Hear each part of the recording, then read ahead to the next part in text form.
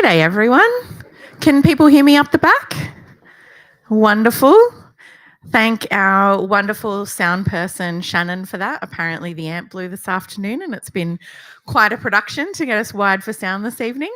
G'day everyone, my name's Ebony Bennett. I'm Deputy Director at the Australia Institute, for those who don't know, and welcome along to Politics in the Pub. Thanks so much for coming out on what has been a truly Arctic week in Canberra. I don't know about you, I was a bit worried I'd have to be doing this event in my puffer jacket this week. I also have had such a huge week that I printed out some amazing notes and left them at work, so we're all winging it tonight, folks. We're relying on the fact that I've been hosting this for 10 years to get us through. But thanks so much for joining us. I want to begin by acknowledging that we all live and work on Ngunnawal and Ngambri country and pay my respects to elders past and present. And I want to thank you all for coming out this evening on, as I can tell, what is an interesting topic for us all. I can see there's a few people at the back without chairs. There's a couple of keen bean seats down the front here. If I could just ask people, if there's spare seats in your row, could you maybe put up your hand or could you shuffle over a little bit so that people can access those seats in case there's anyone looking for one? Thank you so much. What an amazing turnout this evening to talk about the United States election. Pretty topical, not much happening though, so I don't know how we'll muddle through this evening. I did just want to mention before we get going that we've got some books for sale this evening. Emma Shortis's book, Our Exceptional Friend, is for sale from our friends at Paper Chain at the back, and she's happy to sign some books afterwards if you would like. So don't forget to grab your copy of that from Fergus from Paper Chain up the back. And we also have another colleague of ours, Alan Beam. Emma was just at his book launch with Bob Carr last night. His book is called The Odd Couple. It's also about the United States-Australia relationship and where we go from here, grappling with that relationship and how we can navigate it a little bit better and more in Australia's national interest. So you can check that out as well. And I've got a lot more events to announce when we get to the end of things, but I'm delighted to be joined this evening by Mark Kenny from ANU, and please give him a round of applause. Now, I don't have my notes, so are you director of the ANU Australian Studies Institute? Does this work? Correct. You are correct. You might recognise him from Insiders, from his many years in the press gallery, and also from his podcast Democracy Sausage. Thanks for joining us tonight, Mark. And Emma Shortis is my colleague, senior researcher at the Australia Institute's International and Security Affairs program, author of Our Exceptional Friend, the book at the back, and a historian, and in high demand in the media at the moment with all the crazy stuff that's happening in the United States election. Thanks for joining us, Emma. Thanks, Eb.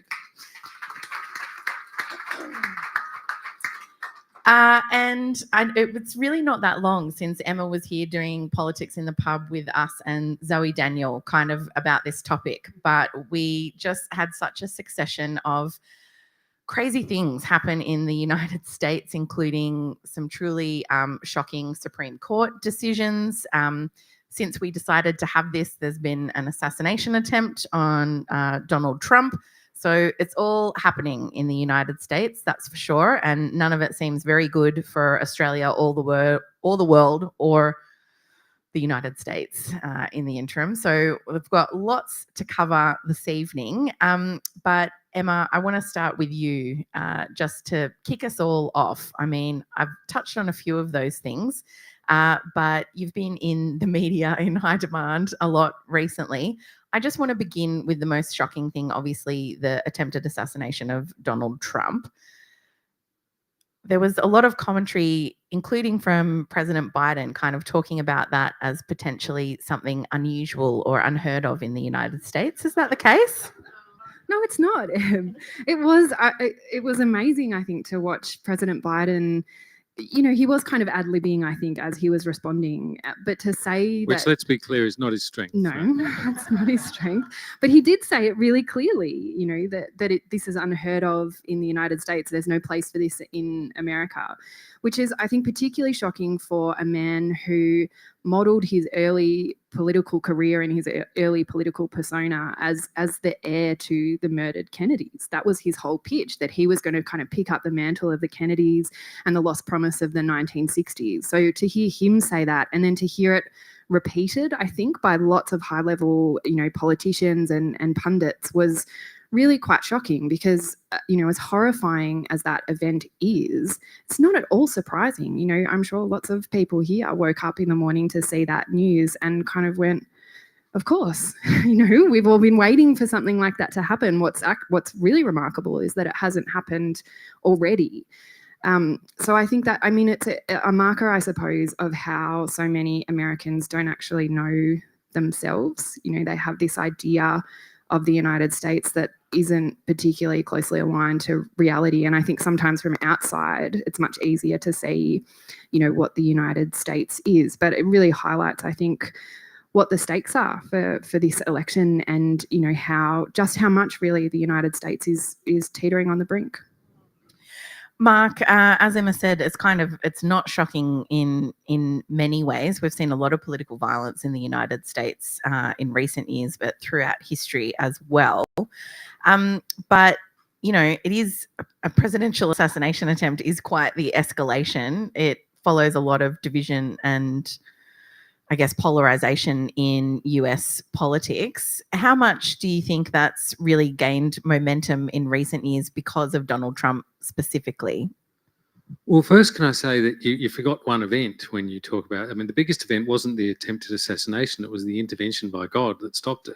Sorry, I did forget that. That's true. An intervention which, funnily enough, did not save the innocent bystander or the other two people who were fighting for their lives in hospital.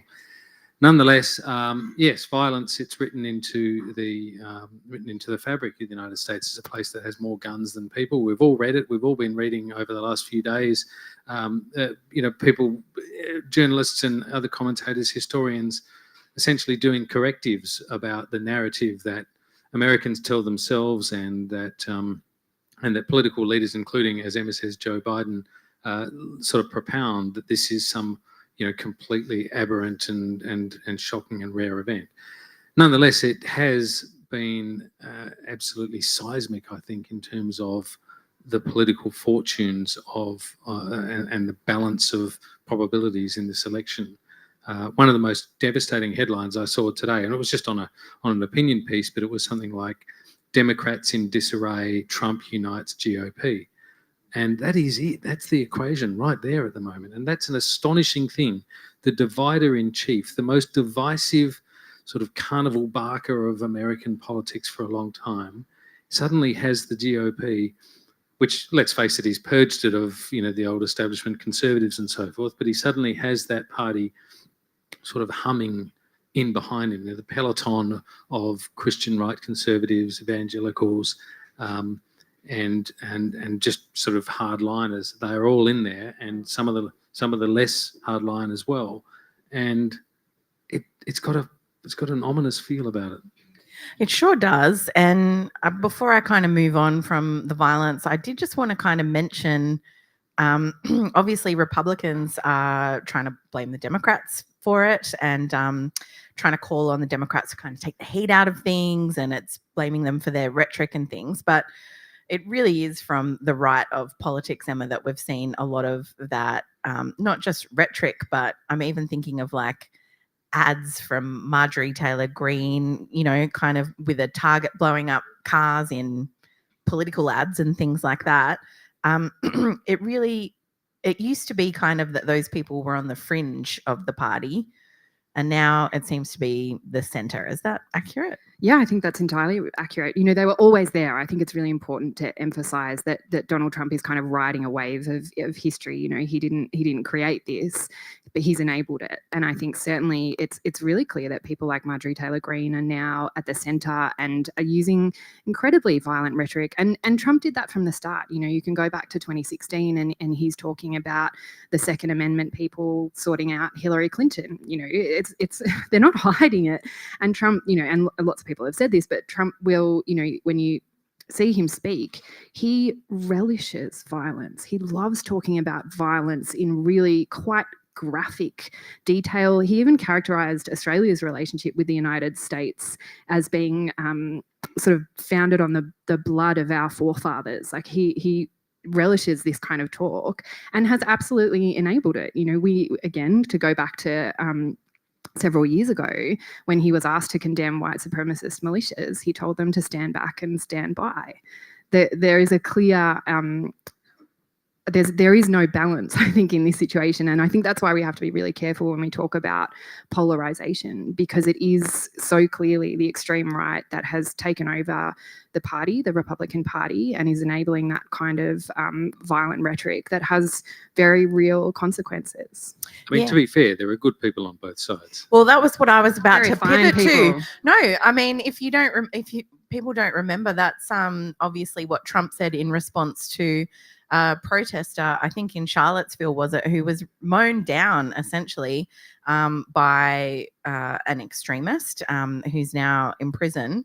That was Trump's response to that. When Nancy Pelosi's husband was almost beaten to death, a lot of the Republicans kind of just made fun of it. That's certainly not the response that we've seen from Democrats, but I want to stick with the Republicans for a minute. They've just had their convention, and Emma, I must confess I don't know a huge amount about the vice presidential pick. I know it's not Mike Pence. Can you tell us a little bit about JD Vance? Yeah, I sure can. So JD Vance is a senator from Ohio. He's a first-term senator, so he's quite young. He's only 39. He may well be the youngest vice president in a long time.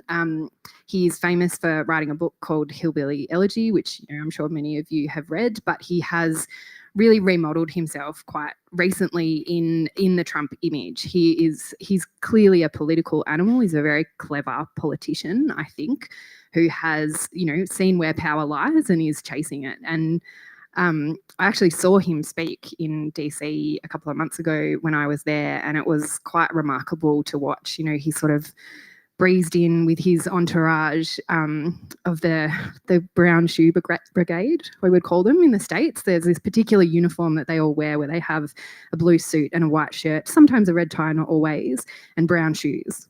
So I was in this room watching JD Vance speak. The gender ratio was like 40-1, I want to say. And all the blokes are wearing brown shoes. And Mark's our token male this evening, by the way. And he is incredibly charming. Like, it's not necessarily a compliment so much as an observation, but the way he held the room and the way he was able to make the most radical ideas sound completely reasonable and common sense was really something to watch. And he had the whole room eating out of the palm of his hand. And I thought then, it would be surprising if Trump didn't pick him, because he is so strong and has modeled himself so much in Trump's image. And, Trump loves that. But I think it's also really interesting that, there was all this bluster about he needed to pick a woman because he needed to offset his electoral weaknesses. I think the fact that he's picked Vance is a pretty good indication of his confidence going into this election. Well, yeah, it takes quite some chutzpah, I think, to pick someone who described you as America's Hitler in the past as your VP nominee. But Mark, the Democrats are also really struggling at the moment because Joe Biden obviously really had a very poor performance in the first presidential debate, which sparked off a round of questions about his competence to stay on and all of that, whether he should remain at the top of the ticket. I mean, it's left, as he said, the Democrats in a bit of disarray while the GOP is a bit united. I mean, yeah, where do things sit for the Democrats at the moment, do you think? Well, as I said before, I think it's a really perilous state for the Democrats to be in. And the shocking thing about this really is that it was also predictable. You could see this for a long time. As I wrote in my column on the weekend, many of us, probably taken for granted this, but several at least of us in this room probably laughed with some degree of schadenfreude when Joe Biden called Scott Morrison that fella from down under when launching AUKUS. The first thing we ever saw of AUKUS was that bizarre pandemic era press conference with the president in person and Boris Johnson and Scott Morrison on TV monitors. And all Biden had to do was remember the names of two leaders of the two closest countries to America in this new alliance, and he couldn't do it. Now, that can happen to us all. I've actually done it on air myself. It can happen to anyone, right? But this is a function of his deterioration over a long period of time. And clearly Democrats and people close to him, White House staffers and so forth, have been compensating for this, have been finding ways around it. He's done fewer press conferences than any of the recent presidents, about half of the number. He uses a teleprompter, as the Americans call it, auto cue, as we often call it. He's fine at reading that, although he reads that pretty woodenly. And even in that press conference the other day, when he, the one that was called to show that he still had his smarts about him, he really struggled, I thought, to even read out the names of the people that had been sort of preordained as he wouldn't, some of these people wouldn't last in an Australian press conference. They're much more rowdy affairs and so forth. So anyway, I'm rambling on a bit. The point about the circumstance they're in is I think it's really perilous because it's not going to improve. I saw a meme yesterday. It was harsh, but nonetheless, I think we'll cut through. Had a sort of two horizontal, like a picture above and a picture below. The picture above was of Trump, his hand going to his ear as he ducked, and it said Trump versus a bullet. And the picture below was two instances of Biden falling up the stairs going into Air Force One, and it said Biden versus the stairs. And that is, unfortunately, the kind of image that I think a lot of Americans are getting. And the great tragedy of that press conference, of that debate, the disastrous debate that he had with Trump, is that it reinforced what was already pretty plain, and no amount of kind of passable performances after that, I think, is going to compete. There's only 3 years between these two candidates, but one of them exudes energy and vigor. I don't know how he does that on the Coke and burger diet, but he does, right? And the other one, who's actually sort of, trim and all that, but he just doesn't exude that anymore. And it strikes me as completely odd that the man whose defining achievement was to end a disastrous and chaotic Trump presidency after one term and has that place in history, has now, like so many men, like so many powerful men, failed the next test of leadership and could possibly be himself culpable in undoing that very first achievement and delivering the White House back to Donald Trump in a much more energized, much more organized second term. And that's dangerous for the world. Yeah. And Emma, as you said, not like we couldn't see this coming. Now the Democrats are in a situation where every gaffe is going to be further evidence of him not being the appropriate person. I mean, where do the Democrats go from here realistically? Are we talking about replacing him at the convention, or is he the president and no one will gainsay him if he decides to stay on? I don't think there are very many good outcomes here because, you're right, Eb, but Biden, he's trapped. He can't prove he's not too old because he is too old and he's only getting older. And seems to have this dilemma where, he promised to be a generational bridge. He made that promise to the party, and that was, partly informed, or at least seemed to inform his choice of Kamala Harris as his vice president.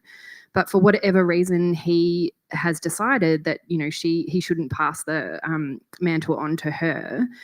And we can probably talk about those reasons, but she is the person that it should be, because he made that decision when he picked her that she was the best placed person to run if he couldn't or wouldn't.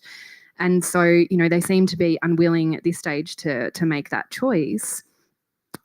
So it's entirely possible, I think, given how risk averse the party is, and the fact that it isn't really a party in the sense that we have political parties here in Australia. That's not organised or structured in that way. It comes together kind of every 4 years, but otherwise is a collection of kind of state-based organisations and powerful individuals and donors.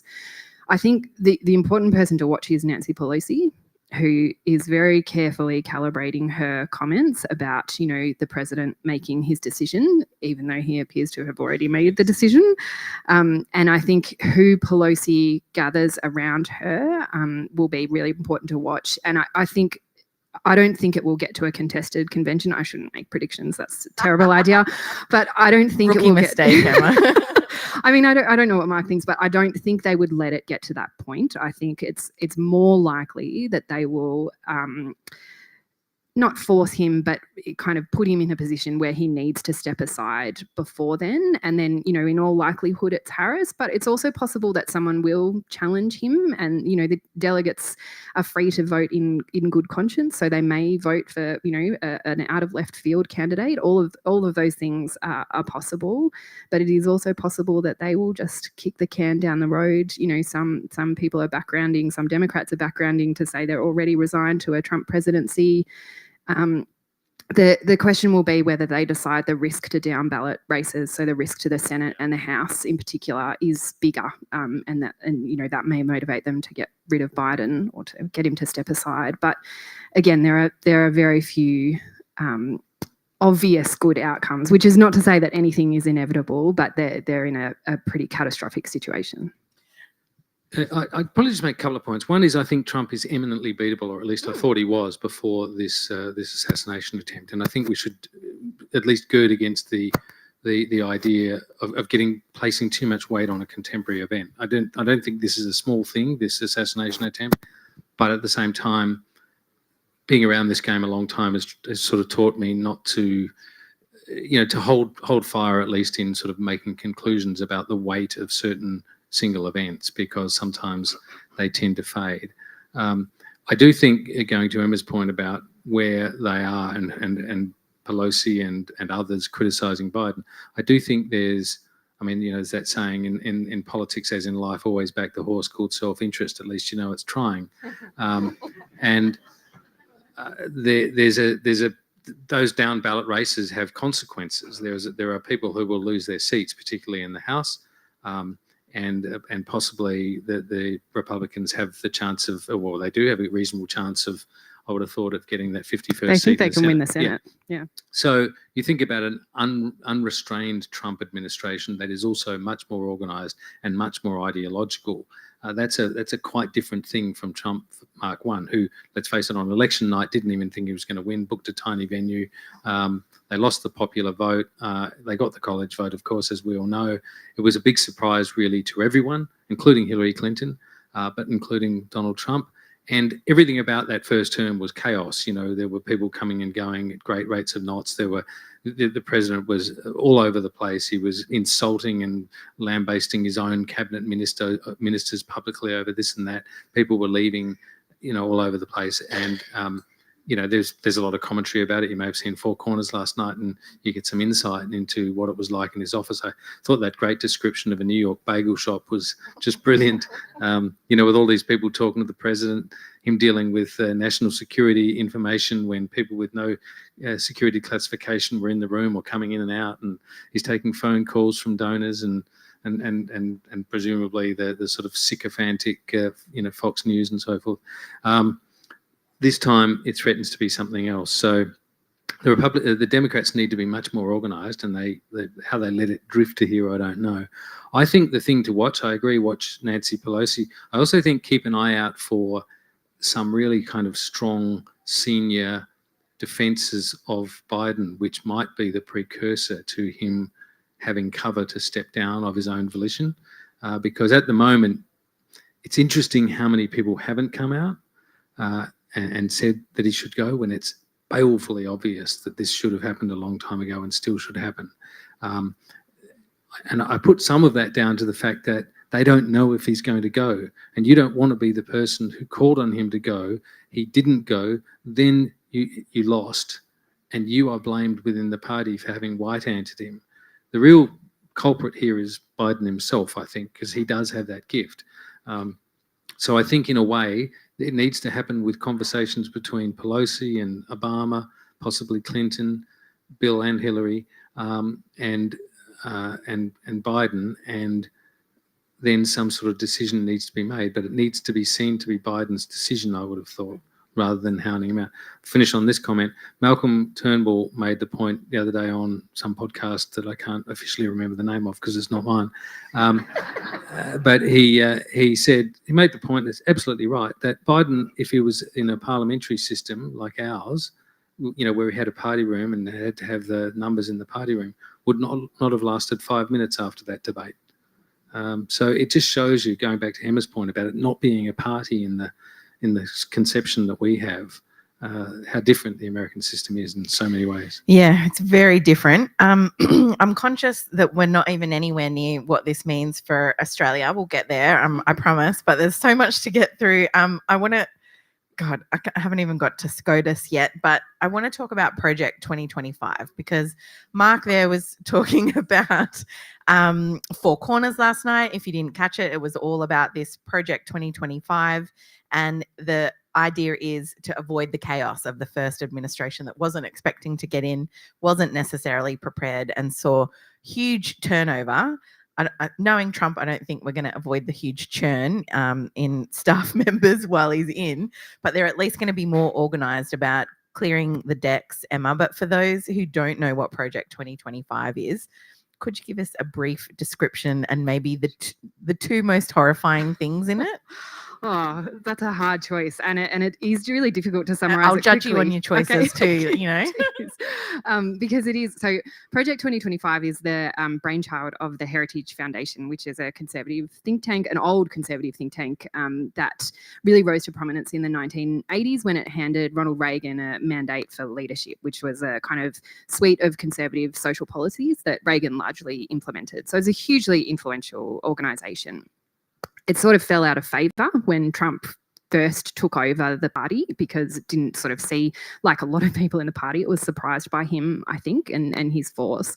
But it has since remodeled itself in his image and built up Project 2025, which is really a plan to unify the far right and the conservative movement, including some kind of libertarian movements as well, behind the next conservative president, i.e. Donald Trump. And the idea is to kind of, I think, almost harness and contain him and make sure that their ability to implement what is a generational project of conservative America is facilitated by Trump rather than kind of stymied by his chaos.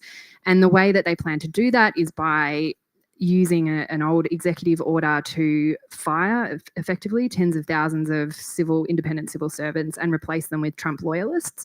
So you will have a lot of churn, I think, potentially, but because those loyalists will often be in really low-level positions, they will often go unnoticed, I think, the plan is they will go unnoticed by someone like Trump who's much more focused on the kind of big issues. And so there's the kind of conservative LinkedIn aspect of it, where they will staff the federal government with people who are loyal, not just to the executive branch or the office of the president, but Trump specifically. And then, of course, there is a 920-page mandate for leadership, which has policy prescriptions for every single federal agency, every department, every policy area you can think of, down to the most granular detail. It is astounding and incredibly radical. It's a plan to completely reshape American life and the United States' role in the world. So there's heaps of horrifying stuff in there. I think from a domestic perspective, the things that really stand out are, and you know, they're not hiding any of this. It's all out in the open. Is around the use of the Supreme Court, particularly to further erode reproductive rights. So there's a line in the introduction that says basically that the Dobbs decision, so the Supreme Court's overturning of Roe v. Wade, is just the start, right? So there's this clear agenda, conservative agenda, far right agenda that aims to regulate women's bodies and particularly leans into anti-trans rhetoric as well, and regulating gender, I suppose. So that's really frightening. One of the other frightening things is some of the plans, the economic plans, which don't get as much attention, but there are some prescriptions in there like dismantling the Federal Reserve, which, you know, would have some fairly big global economic consequences, I suspect, as would American withdrawal from the institutions of global finance or any and all multilateral institutions. There's also a plan or a prescription to dramatically increase the US nuclear arsenal, which when you think about who has access to that big red button, again, is pretty frightening. So it is a kind of wild thing to look at this generational project of the right kind of coalescing around Trump with the prospect of them having the Supreme Court and the Senate and potentially the House as well, if we want to really catastrophize. But again, you know, none of this is inevitable. And I think it's been really remarkable that here and in the States as well, this is getting so much attention because it is so radical. And I think Trump distancing himself from it, I mean, don't believe it. He's very closely aligned with all of it, and JD Vance is in particular as well. But the fact that they are distancing themselves tells you that they know how unpopular this is, because it is effectively a plan to implement minority rule in the United States. And I'll just pick up particularly because I want to move to SCOTUS next, but the vision is very horrifying and Handmaid's Tale of, you know, the future of reproductive rights in the United States, already under attack from the Dobbs decision. But it includes, it just, if we spell it out for people, things like they could go for banning IVF, maybe even the pill and contraception in places.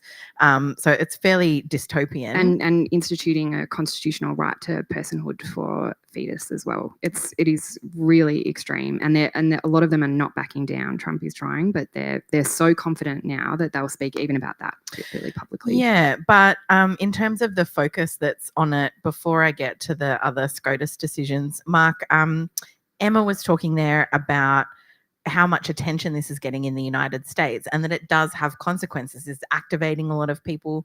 We have seen that previous Supreme Court decision around abortion has seen a lot of state-based attempts to ban it fail. It's been quite good for the Democrats in terms of electoral turnout, which is so important in the United States. How much of an impact do you think the fact that it is so radical will have on mobilizing people who are aware of it? It's a really good question, and I guess, well, I start saying I guess is really the point. It is a guess. At this stage, you're right. The Roe decision, the overturning of Roe, has worked well for the Democrats so far, and it has enabled the Democrats to communicate with women in America in a particular way and energize them, and that's not something we should overlook, because it strikes me that if you were sort of trying to describe this circumstance of a change of government in the fewest possible words, you'd probably say something like, you know, it's a war on women and ending the war in Ukraine. They're two of the really big things that we could imagine coming out of a Trump administration, and we know that JD Vance has said he couldn't care less about Ukraine, and this would be a very strong view, a very isolationist but current view right across the party that Trump now owns. So it's going to be difficult to see how, well, it's difficult to make a judgment about how well this will play out. But I think there's a reason why the Project 2025 agenda is not turning up as a negative at the moment. Partly it's the distance that Trump is able to claim from it a bit. So, you know, there's this sort of strand of conservative opinion. There's a lot of detail there. People haven't read the detail. People haven't engaged with the detail. There's so much hyperbole and stuff flying around that it doesn't really land with a lot of voters. This is a very emotional fight, I think, one of the most emotional contests we've seen in American politics. And so at the moment, I just don't know that it's frightening people as much as they are frightened about the sorts of things that Donald Trump says is happening. Our country's going to hell. You know, we're going backwards. The Democrats have ruined everything. They want to allow open up the southern border and transform everything. Our country's not going to be anymore. They're the fears that seem to be registering with a lot of people who are inclined to be supporting the Republicans at the moment. And you know, detail does sort of fall away in election campaigns and referendums, as we've just recently seen. Yeah, and there's, as you said, so much detail in Project 2025. It's kind of hard to pick out the, you know, and stick to one thing when it's also horrifying. The Supreme Court decision that presidents have immunity for official acts, Emma, consequential for Trump already. What about, I mean, presidents in future, I guess? Yeah, I think that is what is so wild about this decision, Eb, is that it was so broad to say that a president has absolute immunity for official acts, which, you know, as the commentary has pointed out, could mean almost anything. You know, and in the dissenting opinion, it was pointed out that the president could order an assassination of a political opponent and call it an official act, and that will be fine. So it's not hyperbole to say that this decision, or this ruling by the Supreme Court, effectively, puts the US president on a par with President Xi or President Putin. They have the same kinds of powers. That is not how a president should be able to function in a democracy where fundamentally, in a functioning democracy, the rule of law has to apply equally to everyone. And that, again, lots of people have talked about the politicization of the Supreme Court. Of course, it's always been political, but this is where we see that generational project of the conservative movement in America that I was talking about kind of coming to fruition all at once. All of these projects are kind of coalescing all at once, where having the Supreme Court and a conservative majority is allowing the far right to, get much closer to implementing this kind of minority rule. And a unitary executive, a really powerful executive branch, has been a long project, really, of the conservative far right. So it is, I think... It's so they want small government, apparently. Well, this is the thing, isn't it? They do, there's so much in Project 2025 about dismantling the regulatory state, but what alongside that is a concentration of power. I think that is the objective, and JD Vance in particular is a proponent of this. Of course, so is Donald Trump. But again, what are the long-term consequences of this? And I think it's been so striking to see, pundits kind of gaming out how the Democrats are going to deal with this, and maybe, they take the L, try and keep the House and the Senate, or, save the furniture, lose to Trump, and then, come back in 2028. Rebuild. I mean, that just seems so nihilistic to me. Yeah. And just like there's nothing at stake for anyone except for the Democrats. It's pretty poor. Mark, what does all this mean for Australia? And have we I just feel like we're not grappling at all with the fact that one of our closest allies its democracy is in some real trouble. Yeah, that's true. And its democracy has always been a bit of a loose idea. American democracy is so far away from what we would call democracy. The process is so kind of indirect and deliberately sort of abstracted from popular expression, I think. And they have, it's an absolutely terrible system. Let's be clear about it. It is. I mean, the president is unaccountable, has extraordinary powers, has just had those powers, as Emma was just saying, expanded.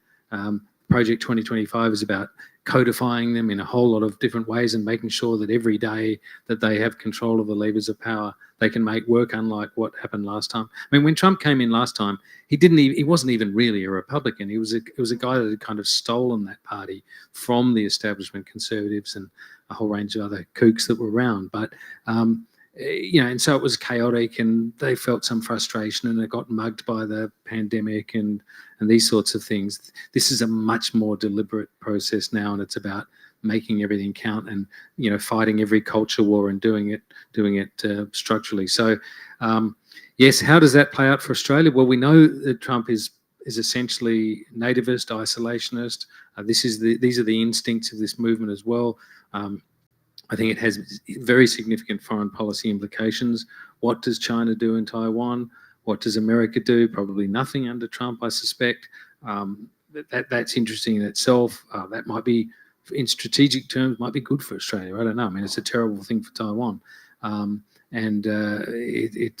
many people that have very great concerns about that. But I don't know. I mean, I've been of the view for a long time that the aforementioned AUKUS press conference was a pretty bad moment for Australia anyway, and so to some extent, if American behaviour and American kind of withdrawal becomes sort of untenable for Australia, I think that has some wild card implications that we can't know. But at least one of the positive possibilities, and I'm not saying this would actually happen, but one of the positive possibilities is that it produces a new resolve, a consensus of resolve in Australia to a greater sort of independence. And I think, I'm trying to find a positive here. And I'm not assuming, I might just say, and I think we need to say this, I'm not assuming that Trump wins this election. I think it's, that's the way it looks like it's going. But only a month ago, that would have been quite a strong kind of prediction to make. When I say strong, I mean quite a one that had would have people going, oh, that's interesting, because it seems fairly finely balanced. Things have changed. There are some moves yet that can be made by the Democrats. There are some disasters that can yet befall the Republicans. I'll say this, and remember this night, if you can, that J.D. Vance and the president, assuming they become, Trump, assuming he becomes president, will not last. That's my prediction. Ooh. No one lasts with Trump. And this guy, because you made the point before, Emma, that Trump picked him because he's good, and I think that's right. But it's also why he's likely to be a threat to the president. I think the 2025 people, the Project 2025 people, think it's great. They've got a 78-year-old candidate, and then they've got this 39-year-old sort of smooth-talking ideologue who's pretty slippery. Let's face it, he's all over the place, but slippery's good in American politics. Yeah, and it does strike me like it could be a real threat to Trump's ego, basically, that there's this younger guy who's great at doing all the politics as well. I can see him not liking that for very long. But Mike Pence, I mean, the reason he's not around, I think it's worth underlying, is, partly because Trump supporters stormed the friggin' Capitol building and threatened to hang him. It's quite something to consider, but Emma, I did, before we're going to go to questions from the audience. We've got a microphone just down here. If anyone has some burning questions to ask about anything that we've spoken about tonight. But Emma, we did hitch our wagon pretty close, well, much more closely to the United States via AUKUS and that press conference that Mark's talked about a couple of times tonight. The silver lining could be a more independent foreign policy for Australia. But what do you think are some of the things that we haven't really explored at the moment for potential implications for Australia? Yeah, I mean, I think Mark's right. I think we're not really grappling. Well, I think, people are, we're having this conversation, but certainly, at least from what we can see from the outside in terms of the official preparations, I suppose, don't appear to be grappling with the depth of the upheaval that may be to come. I saw former Ambassador Joe Hockey interviewing current Ambassador Kevin Rudd today for TV at the Republican National Convention, because everything is fine and normal. And we will just continue in our relationship, because they're above presidents, it's above prime ministers, it's bipartisan, we're all good. But the focus very much does seem to be on managing a potential future Trump administration. So finding the right contacts close to Trump to make sure that we can carve out our own little exceptions to any of the particularly crazy things he does, as we did last time. And I think that is really kind of an indictment, really, of Australian foreign policy and the way that our, this bipartisan consensus approaches the world, because there is a lot we could be doing. Australia matters. We have a lot of leverage with the United States, and we could be doing things like fostering democratic connections with people in the United States, particularly elected representatives who are also really worried about the future of American democracy. We have an interest in the United States holding itself together and being the best version of itself. And there are plenty of avenues that we can be using, given our closeness with the United States, to pursue that and to encourage that and to really learn from each other. So I hope that is what happens. And I think that, from this, there is that really important opportunity to revisit the fundamentals of the relationship and shift its priorities so that we don't end up in a situation where we are tied to a President Trump and an incredibly belligerent foreign policy, particularly when it comes to China, because I don't actually think Trump is an isolationist either. That nothing about that is inevitable. There's plenty of room for us to move and to really recalibrate our relationship. I'm opening it up to questions from the audience. I've got plenty of other things to chat about if you guys don't have any questions, but please Can I just make a comment while someone's coming? Yeah, please. If you've got a question, come in and line up here down the front and we'll get to them. It occurred to me that, given that story we just heard about Joe Hockey interviewing Kevin Rudd at the Republican convention, how wacky this world is. didn't they do the Kokoda Trail together? Yeah, because they were on Sunrise together for years, weren't they? Yeah, they Is that were. right? I Yeah, remember. yeah. That was Sunrise kind of created these two political. Koshi has so much to answer for. Yeah, yeah. Port Adelaide Football Club among them. Yeah, so really interesting, I think, to sort of just think about those foreign policy questions. But also, I think what I was looking at something I'd written back in 2022 when the AUKUS announcement came out, and one of the things that was interesting was that, it was not around the AUKUS.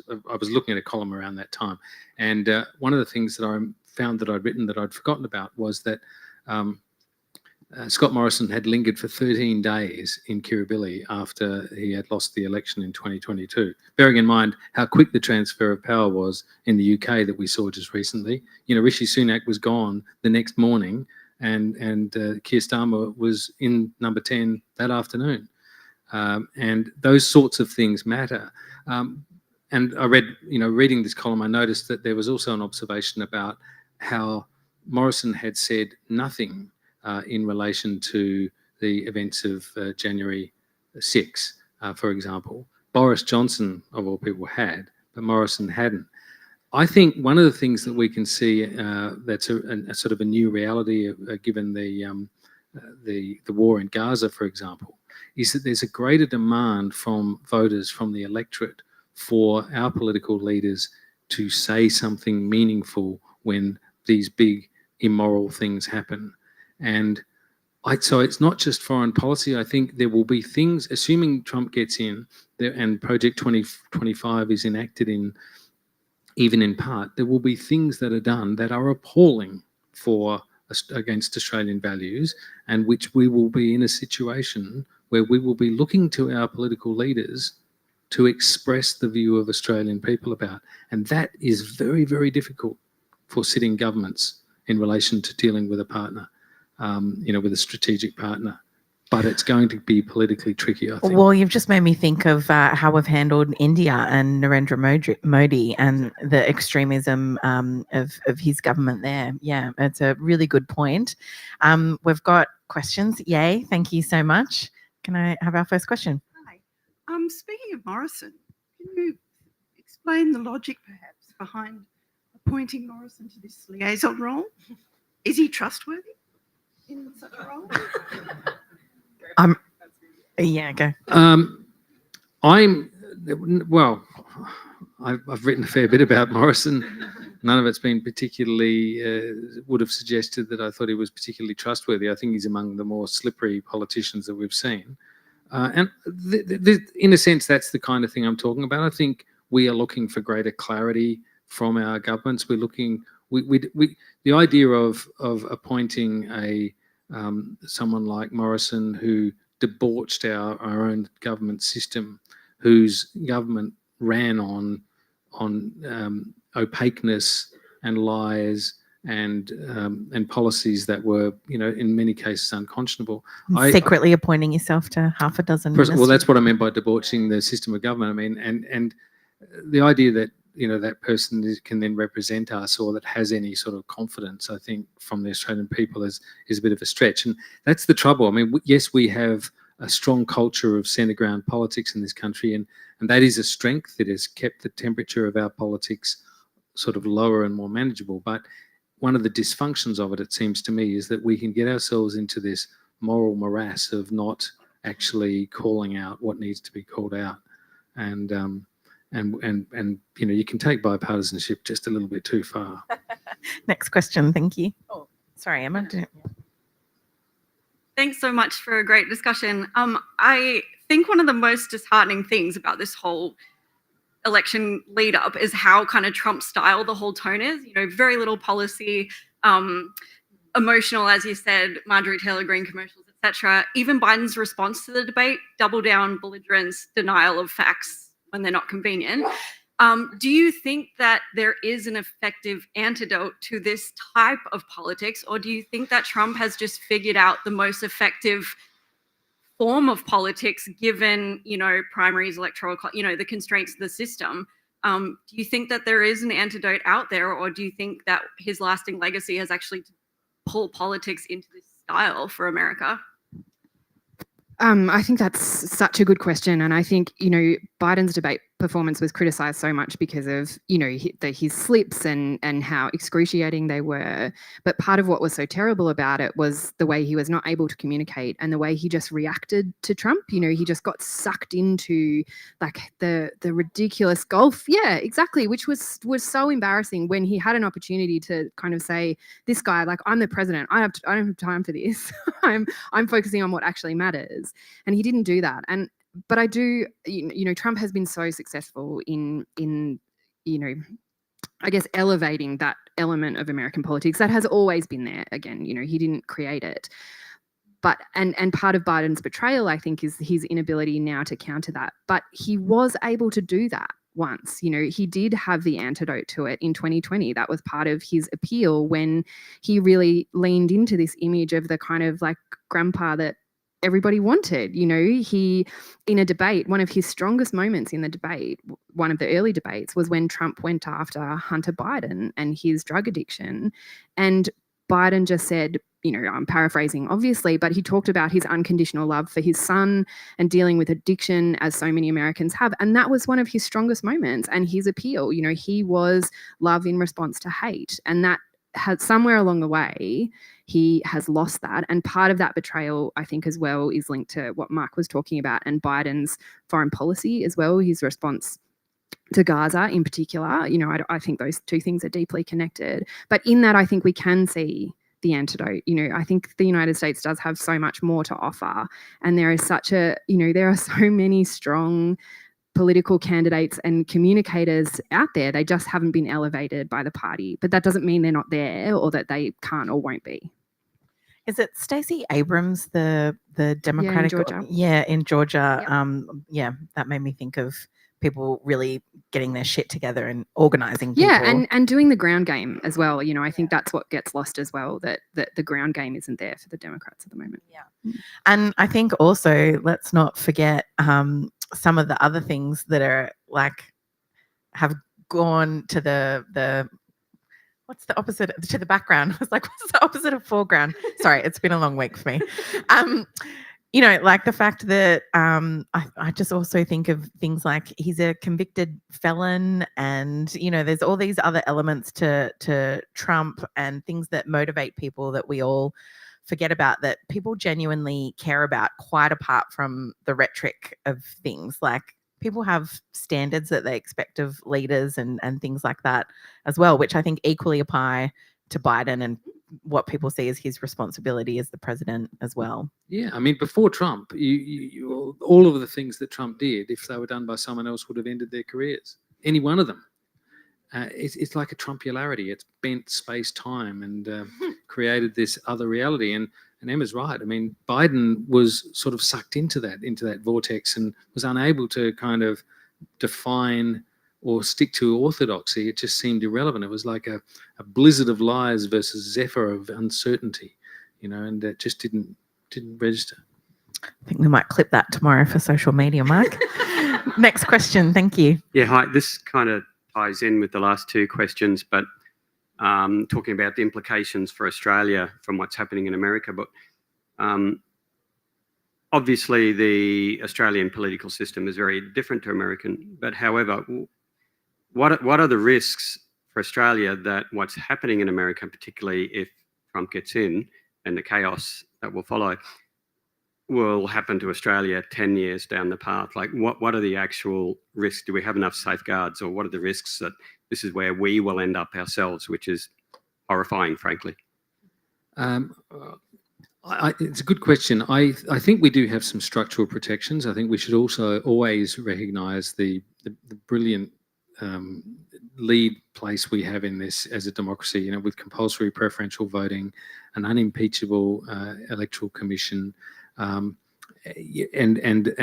I think that generally speaking protects us. I think the parliamentary system itself also protects us. It doesn't mean that we're immune from populism or immune from ructions. We've seen plenty of them in recent years anyway. But I think it broadly requires us to keep our political leaders or our aspirants for power reaching across the middle of politics to a large extent, because everyone's going to vote, and you have to sort of communicate that way. It's absolutely nuts that other countries don't do this, that are facing this threat. I would say this though, that we already see elements of Trumpism in our politics, and just like I was thinking this before, Ebony, when you were making the point earlier about how Trump's come out and said, and the Republicans have come out and called for a lowering of the temperature.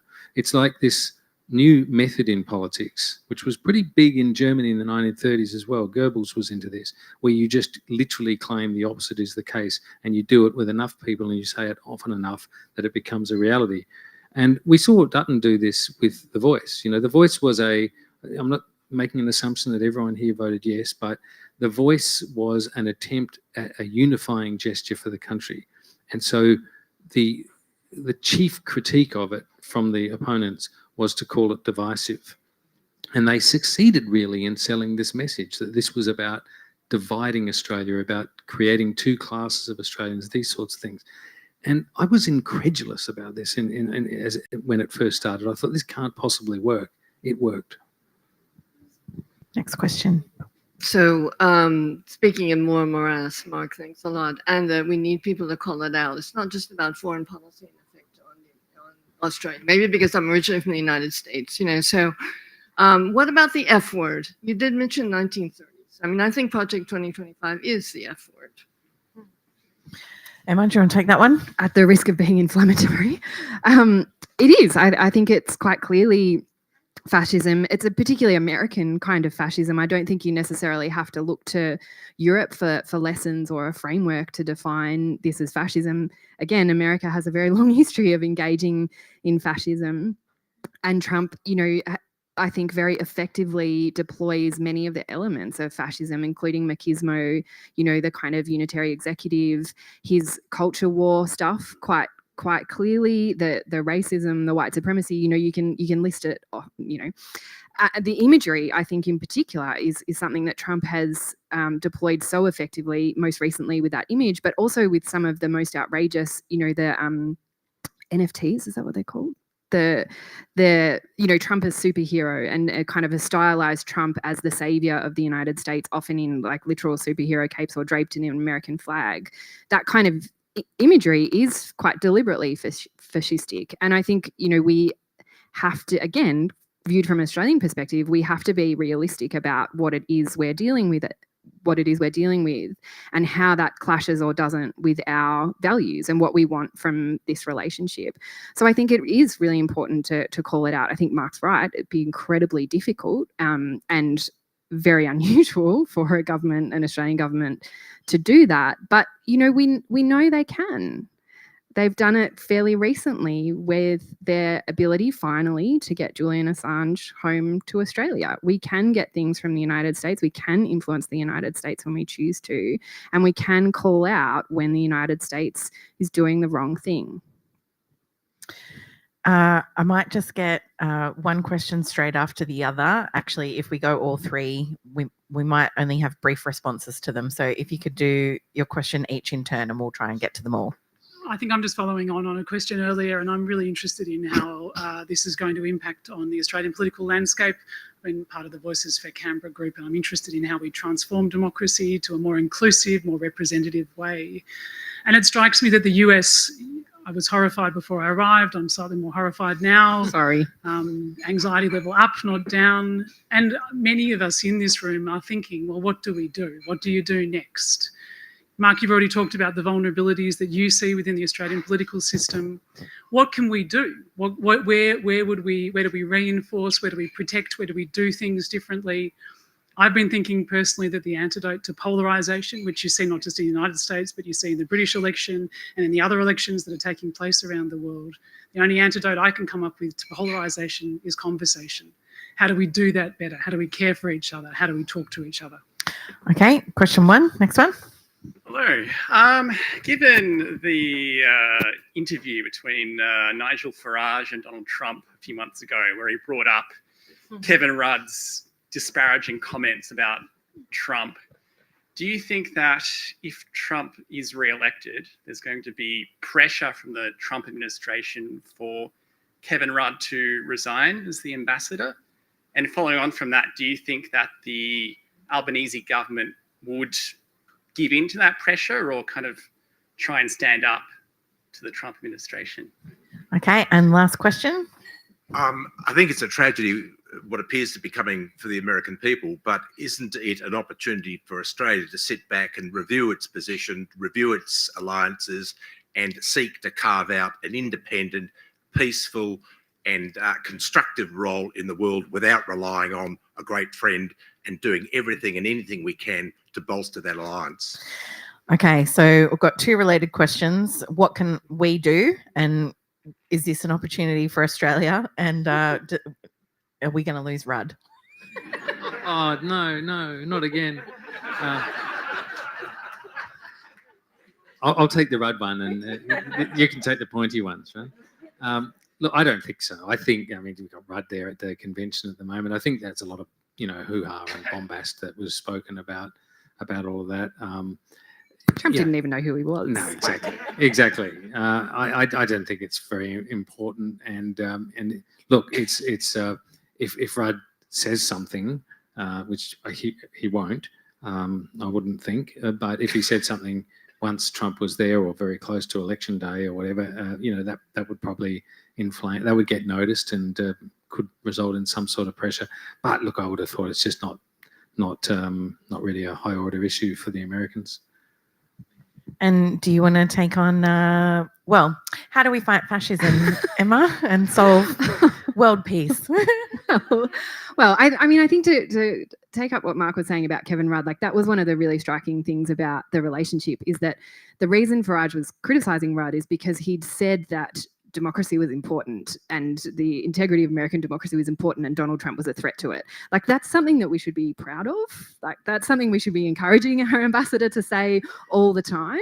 And I think that in that kind of lies, I think, one of the possible responses, because, in Australia, we have a history of seeing foreign policy, or governments, I suppose, have a history of seeing foreign policy and defence policy as kind of separate from the democratic process, as above. Democratic accountability is something that's bipartisan and settled.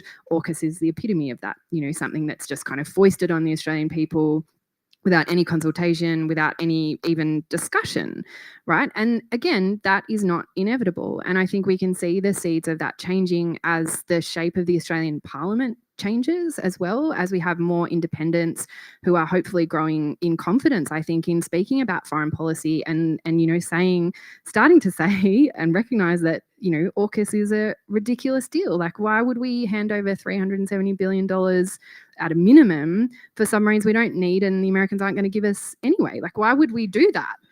And so I think that therein lies. I think in that kind of forcing that democratic accountability and, genuine conversation and contestation into the spaces of foreign policy and defence is a way that we can begin to reshape not just our relationship with the United States, but our role in the world more broadly. Yeah, just quickly on the other question about what we can do in our democracy to sort of gird it against these negative challenges. I think conversation is the answer, but I also think education is the answer. And I think we've been talking for years about, better civics education, a better understanding of how our parliaments and our constitution, our laws are made, how it all works together. All of that, I think, is really, really important.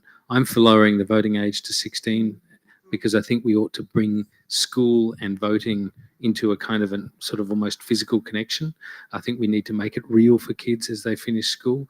There was a lot of nonsense spoken during the Voice debate about the Constitution, which was drawn straight out of America. I mean, nothing to do with our Constitution. Yeah, precisely. And it's like we've heard these stories before about, Australian kids being, telling you that you call the police by dialing 911.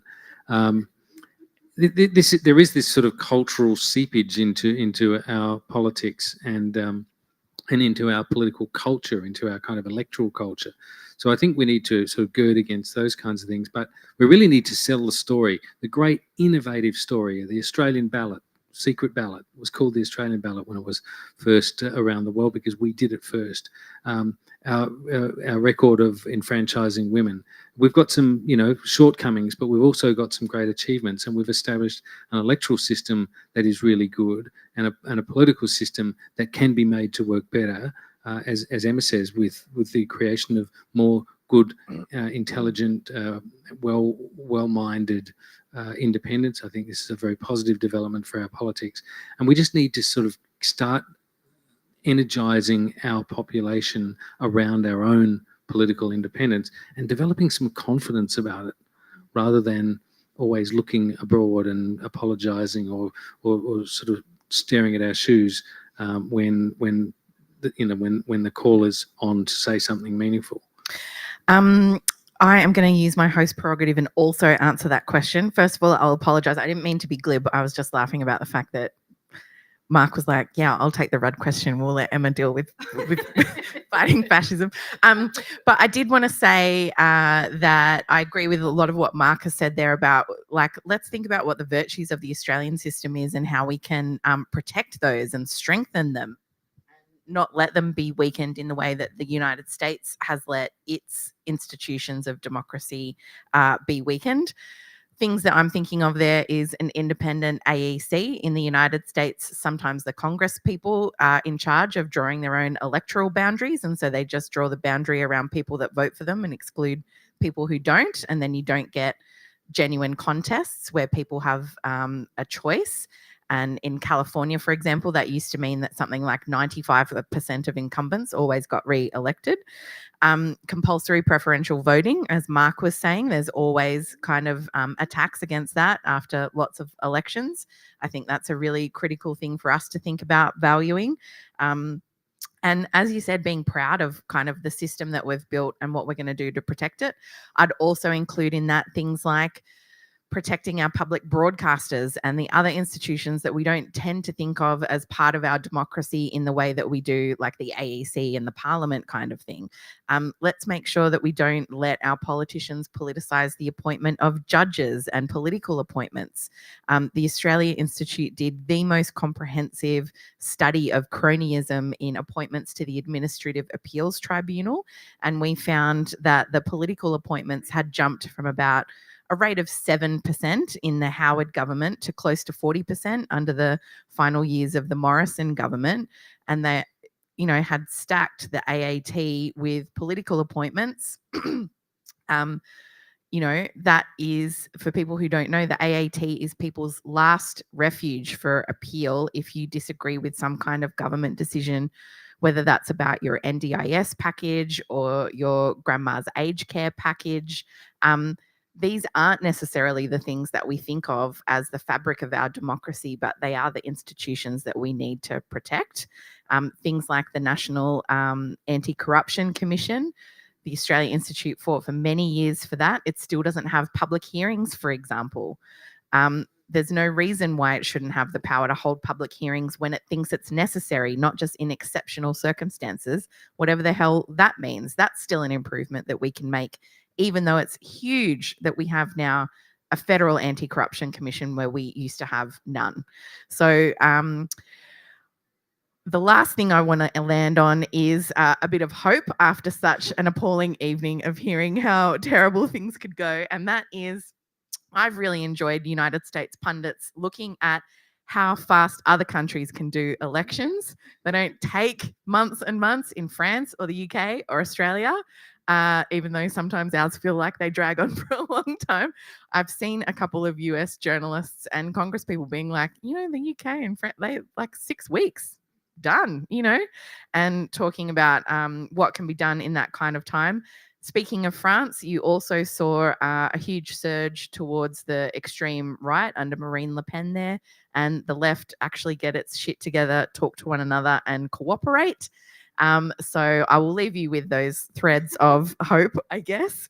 The United States is also looking around to see, shit, maybe we could do this a bit better. Thank you so much for joining us this evening. I hope we haven't left you too horrified or without hope.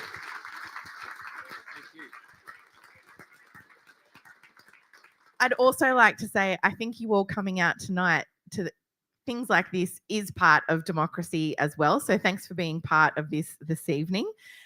Just a few quick plugs. We do have Nobel Prize winning economist Joseph Stiglitz coming to Canberra.